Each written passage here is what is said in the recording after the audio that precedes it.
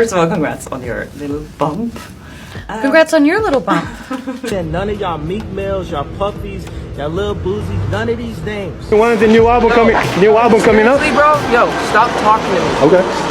All right. How many no's? Way more no's than yes. But do the no's get to you? Like, do you have to verbally say no? I'm Kim Kardashian West. I'm a mother, millionaire, law student, and billionaire.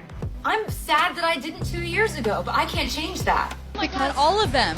This whole movie, honestly, the work that I did on screen was easier than the work that I did off screen. Blake Lively, Joaquin Phoenix, J-Lo, and so many more folks have been canceled this year. So Justin Baldoni did try to put chatter of a feud with Blake Lively to bed after the rumor mill went into overdrive about the potential tension between the pair earlier this year. The rumors began following the New York City premiere of their film, It Ends With Us, when fans noticed that the two weren't posing together on the red carpet. While Blakely was photographed with her husband Ryan Reynolds, Hugh Jackman, and nobody knows why he was on the red carpet, and her co-stars Jenny Slate and Brandon Sklenar, Justin was seen appearing on the red carpet solo, maybe on occasion with his wife. Now, fans of Blake Lively noticed she wasn't following him on Instagram. Actually, none of the cast members were. Now, obviously, an Instagram follow isn't exactly concrete evidence, but it does raise eyebrows when you're trying to promote a film. In an interview with Entertainment Tonight, Justin said that Blake should direct a sequel to the film, saying, and I quote, "I think Blake Lively's right to direct. That's what I think." There was another interview where he talked about working with complex personalities on set, saying every movie is a miracle, and then of course you're navigating complex personalities and trying to get everybody on the same page with the same vision, and mistakes are always made, and then you figure out how to move past them. Blake Lively dodged a question about building trust with Baldoni as a scene partner. She said, this movie was such a challenge because you have scenes that are deeply painful and traumatic and physical, but you also have scenes that are full of levity and light and romance. And normally when I see this type of character on screen, you know what's gonna happen, and you're like, oh, that guy's full of red flags. Now, Blake was a co-executive producer on the movie, and she revealed that Ryan Reynolds wrote a pivotal scene of the film, which ruh-roh. She said, oh yeah, the iconic rooftop scene, my husband actually wrote it. Nobody knows, but now you do. She's like, oh yeah, he works in everything I do, I work in everything he does. So his wins, his celebrations are mine and mine are his. Well, sure. Yeah. All of this painted Blake Lively in a negative light as she promoted the movie also as a romantic comedy and not what it really was. In an interview, she was asked what she would say if anyone out in the public were to talk to her about the issues the movie shows, and she's like, oh, it'd be like asking for my address, my phone number, or my location share. You're talking about a film with heavy subject matter, and why are you not discussing the heavy subject matter?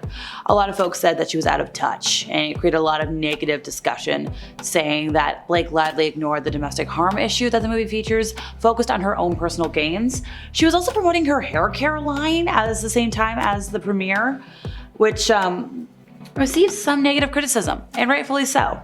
No matter how much Jennifer Lopez tries to stay out of drama, the fashionista seems to be constantly taking the blame for other people's struggles. Most recently, the passing of a TikToker, Kyle Marissa Roth, is being pinned on J-Lo. And the story is interesting, albeit sad. So the content creator sadly lost her life on April 15th after a battle with colon cancer. And a lot of folks on social media were quick to point fingers at J-Lo. So on her TikTok page, Roth shared celebrity gossip content, sometimes posting about Jenny from the block.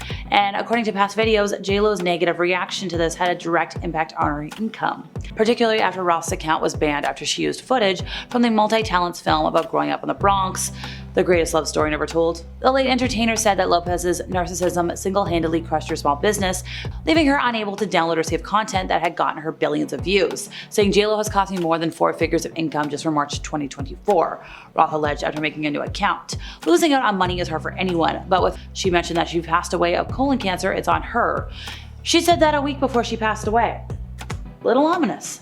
Dave Grohl has experienced his fair share of relationship drama while in the public eye, including multiple cheating scandals. So, snowboarder Tina Bassick dated Grohl for 2 years in the 90s. Following their split, she alleged that he was seeing another woman during their relationship, and she recalled him being busy while they dated. She wrote about this in her 2003 memoir, Pretty Good for a Girl, the autobiography of a snowboarding pioneer.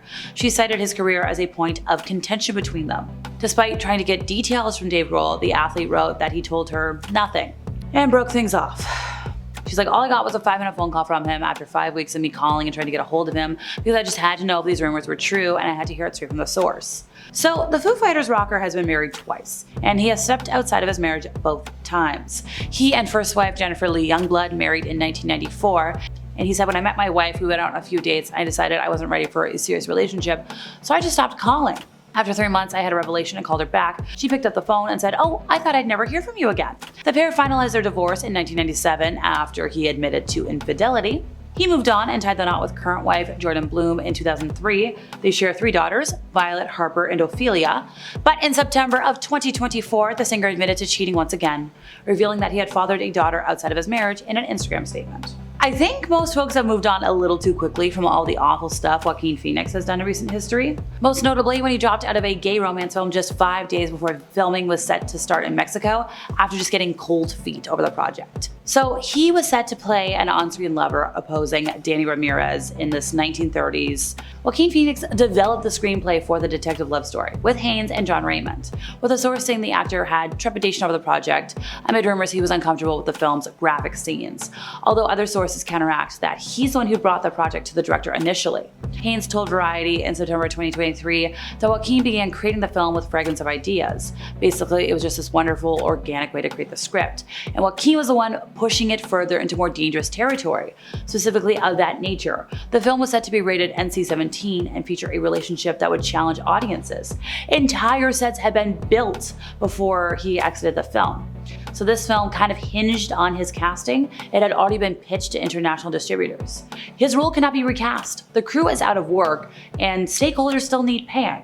That's not getting cold feet, my dude. That's putting an entire team of hardworking people out of work and also harming the chances of more risky projects in this vein getting the necessary support that they'll need in the future. Brooke Schofield has issued an apology after resurfaced tweets showed the influencer defending George Zimmerman over the passing of Trayvon Martin. The TikTok star, who co-hosts the popular Canceled podcast with Tana Mojo, shared a nearly 4-minute video on August 3rd where she addressed the very insensitive tweets that she posted between 2012 to 2015.